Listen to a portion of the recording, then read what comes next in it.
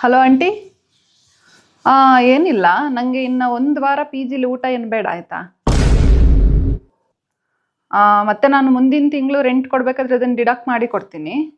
Okay okay okay, thank you. ಈ ಚೈತ್ರ, ನಿಂಗೇನು ಹುಚ್ಚಿಡ್ದಿದ್ಯಾ? ಯಾಕೆ P ಜಿಲಿ food ಬೇಡ ಅಂದೆ? ಝೊಮ್ಯಾಟೋದಲ್ಲಿ ಆರ್ಡ್ರ್ ಮಾಡ್ತೀಯಾ? ಮತ್ತೆ ನೀನೇ ಕುಕ್ ಮಾಡ್ಕೊತೀಯಾ? ಮತ್ತಿನ್ನೇನೆ ಊರಿಗೆ ಹೋಗ್ತಾ ಇದೀಯಾ? ಏನಿಲ್ಲ ಕಣೆ, ನಾಳೆಯಿಂದ ಎಲ್ಲ ಬೀದಿಲು ಗಣಪತಿ ಕೂರಿಸ್ತಿದ್ದಾರೆ ಅಲ್ವಾ. ನಾಳೆ ನಮ್ಮ ಬೀದಿಲಿ ಊಟ ಹಾಕ್ತಾರೆ. ನಾಡಿದ್ದು 13th ಕ್ರಾಸಲ್ಲಿ ಊಟ ಸಿಗುತ್ತೆ. ಆಚೆ ನಾಡಿದ್ದು 80 ಫೀಟ್ ರೋಡಲ್ಲಿ, ಮತ್ತೆ ಆಚೆ ನಾಡಿದ್ದು ನಮ್ಮ ಪಕ್ಕದ ಬೀದಿಲಿ ಊಟ ಸಿಗುತ್ತೆ. ಹಿಂಗೆ ಎಲ್ಲ ದಿನನೂ ಒಂದೊಂದು ಬೀದಿಲಿ ಊಟ ಮಾಡ್ತಾ ಇದ್ರೆ ದಿನಕ್ಕೊಂದು ಪಾಯಸ, ಪಲಾವು, ಚಿತ್ರಾನ್ನ, ಪುಳಿಯೋಗರೆ, ಉಪ್ಪಿಟ್ಟು, ಕೇಸರಿ ಬಾತು ಎಲ್ಲ ಸಿಗುತ್ತೆ.